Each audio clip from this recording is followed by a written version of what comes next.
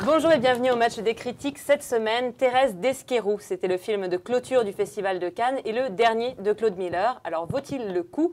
Cette semaine, pour en parler, nos 4 critiques et pour le résumer, Christophe Carrière. Oui, eh bien, c'est l'histoire de Thérèse qui va épouser Bernard.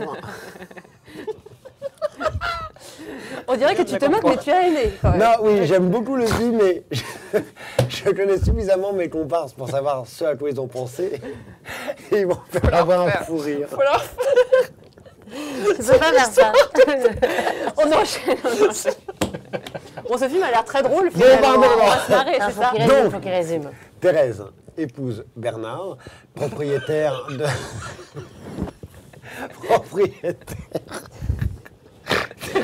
Bon, vous ne l'avez pas vu, mais en tout cas, vous avez envie d'aller le voir. Bah oui, mais c'est la base du film. Elle va qu'est-ce qui leur arrive? Elle va épouser un grand propriétaire de pain, parce que ça se passe dans les Landes, dans le sud-ouest. Et finalement, ce mariage est un mariage finalement arrangé, mais elle n'est pas non plus contre le fait de se marier avec. Ce mariage qui va réunir 2 familles, elle va se sentir finalement au bout d'un moment, en gros, pour vous la faire brève, elle va s'emmerder, quoi. Elle va se sentir surtout engoncée, surtout que lui, il est assez macho quand même. Donc c'est un roman de François Mauriac, évidemment. Non, je continue. Tu me laisses finir.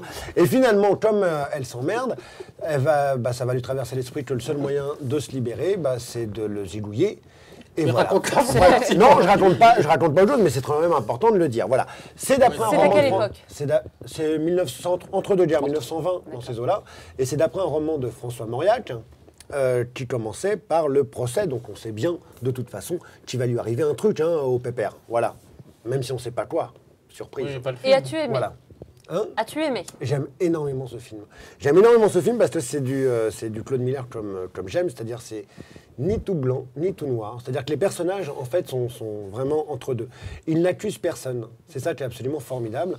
Contrairement au livre où il y avait les bons et les méchants. Là, il n'y a pas de bons, il n'y a pas de méchants. C'est-à-dire qu'elle a sa part d'ombre, lui aussi. Et il y a tous les personnages alentours aussi. Il y en a pas mal. Il y a la belle famille, enfin voilà. Et tout ça est filmé dans une lumière absolument solaire, mais qui est sublime. C'est-à-dire quelque chose, c'est soit quand il fait beau, il fait super beau, soit ça s'est filmé la nuit et il fait super sombre. En fait, tout est en contraste avec les personnages. Et je trouve ça extrêmement intelligent et extrêmement fin et beaucoup moins simple que ça n'en a l'air. Voilà, c'est un regard moderne, en fait, sur une œuvre, qui a quand même son âge, dont il y avait déjà eu une adaptation, qui était de fait un peu plus fidèle, plus classique, alors que là, contrairement aux apparences, c'est finalement plus moderne. Et les personnages, justement? Audrey Tautou, comment joue Audrey Tautou? Moi, je suis d'accord avec Christophe quand il dit que c'est moderne, parce que c'est effectivement, c'est du Claude Miller dans le sens où il faut être 2 pour rater un couple, et c'est pas juste la méchante Thérèse qui va avoir l'idée d'être l'empoisonneuse, mais quelque part, son mari est aussi coupable là-dedans. Juste, c'est François Mauriac qui est moderne, c'est pas Claude Miller là-dessus, c'est dans le livre. Non, parce que alors là, qu'est-ce que la modernité amène Claude Miller par rapport à Mauriac? Dans le roman, c'est quand même la méchante. Et lui est la victime. Exactement. Et d'où je comprends, mais je n'approuve pas, c'est-à-dire que je comprends du coup pourquoi Claude Miller a été chercher Gilles Lelouch et lui a demandé de jouer comme ça. C'est-à-dire, c'est un mari à la fois très macho, mais parfois très tendre, qu'on aurait presque tendance à plaindre. Il y a notamment une scène au lit où il ne se rend pas compte de la méchanceté de sa femme, que de mon point de vue, il rate totalement en tant qu'acteur, mais qui montre que ce personnage-là est aussi une victime et un bourreau de sa propre histoire. Lelouch n'a pas mais compris je trouve son que personnage. il y a une vraie erreur de casting sur Gilles Lelouch parce qu'il n'arrive pas à jouer ce personnage ambivalent de bourreau et de victime. Je crois qu'Éric, tu n'es pas du tout mais d'accord. non, parce que je trouve que... Moi, j'aime bien le film, parce qu'il y a une espèce de classicisme un peu noir, à la fois moderne. Il y a une très belle photo, il y a un côté assumé, justement, de raconter ce film-là, sans forcément être révolutionnaire et de tout casser. Et je trouve Lelouch absolument formidable. D'abord parce que c'est un acteur qu'on connaît beaucoup plus dans le style action et un peu. Et là, je trouve que reposé, un peu secret, un peu ombrageux, je le trouve particulièrement bon et crédible. Et du coup, c'est vraiment la très bonne surprise du film, me semble-t-il. Alors qu'Audrey Tautou, est un peu dans ce qu'elle sait faire et moins surprenante en tout cas que Gilles Lelouch. Et la mise en scène, est-ce que Claude Miller, du coup, ce soit le dernier film de Claude Miller? Est-ce qu'il est parti sur un bon film? Évidemment, on est tous très très tristes que Claude Miller ne soit plus là. Moi, je suis un peu plus triste qu'il nous ait quittés avec ce film-là, qui pour moi est un de ses plus mineurs, si ce n'est son moins bon film.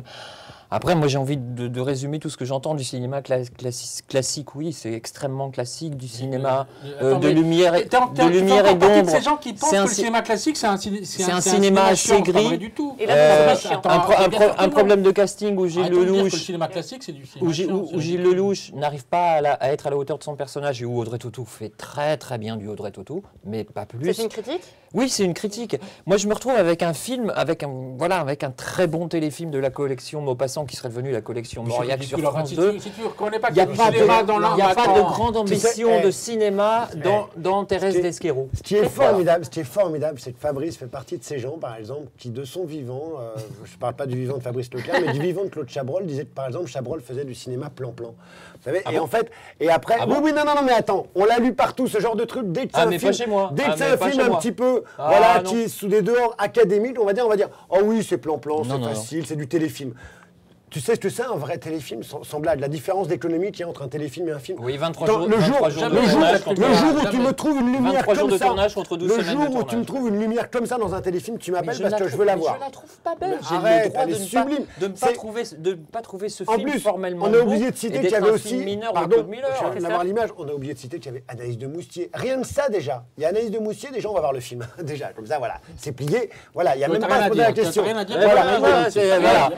Moi j'ai dit que Chabrol lisait des gnangnans et il y a Anaïs de Moustier, voilà, on va voir. Et ensuite, Non. Fabrice n'a pas aimé. Pour prendre la défense de Fabrice un petit peu, il y a non, un vrai- non, tais-toi. Alors, on va pas Non, pas de corporatisme, parce que je trouve que vous lui faites aussi un faux procès.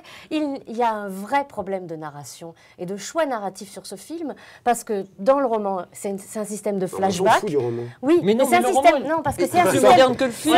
Attendez, c'est un système de flashback qui révèle peu à peu une intrigue. Oui, et alors Miller s'est dit, je renonce au flashback. Oui. Et du fait de pourquoi son renoncement au flashback, il nous entraîne dans une narration très Mais linéaire. non, mais ça, et je c'est- m'excuse, plan-plan. Mais c'est volontaire, c'est volontaire. Il refuse le flashback justement pour faire le portrait d'une femme. Je veux dire, après il y a aussi le mari, s'intéresse plus au mais personnage surtout un qu'au portrait de récit, du coup. femme. C'est volontaire de sa part et il l'absout complètement. Ce personnage, Bien sûr. contrairement au roman. Il Alors, l'absout arrêtez de entièrement. vous la péter, je veux dire, moi aussi je l'ai Il lu, y a je même l'ai pas lu de avant procès, Cannes, il le y a roman pas de de- Mauriac, il y a pas je de l'ai pas lu il y a procès 10 dans le ans, j'ai lu avant Cannes. Il y a pas de Bon, ben procès voilà, dans le il est film. très bien, c'est un roman magnifique, mais ça c'est ce qu'on appelle une adaptation. Donc, tout le talent d'un scénariste-réalisateur, c'est quand il prend un roman, qui se l'accapare, il lui tord le cou, et il en fait une autre œuvre. Et moi- c'est ça le talent de Et moi, ce qui du mec, m'étonne, c'est quand un bouquin écrit par Mauriac dans les années 50 ou 40, je ne sais pas, il faudra que je vérifie, est beaucoup plus moderne qu'un film dont on tire dans les années 2010, je trouve qu'il y a un problème. Voilà. On Il y a compris un que vous n'étiez problème. pas d'accord sur ce film. Un mot pour le résumer. Décevant. Noirceur romanesque. Ah, bon, 2, mais ça passe. Non, ça, on attache tout. D'accord. toutes les lettres ensemble. Sophie. Un problème de casting. Émouvant. Non, un Ouais, problème de peut-être- casting. Ah, là, oui, on a passé. S'il vous plaît, Sophie. Vous irez voir ce film, rendrez-vous hommage à Claude Miller, et c'est à vous de décider. Non mais surtout, Ici, prendrez-vous un plaisir tais-toi. de cinéma, voyez un bon film. Quoi. Il ne veut plus s'arrêter. À bientôt.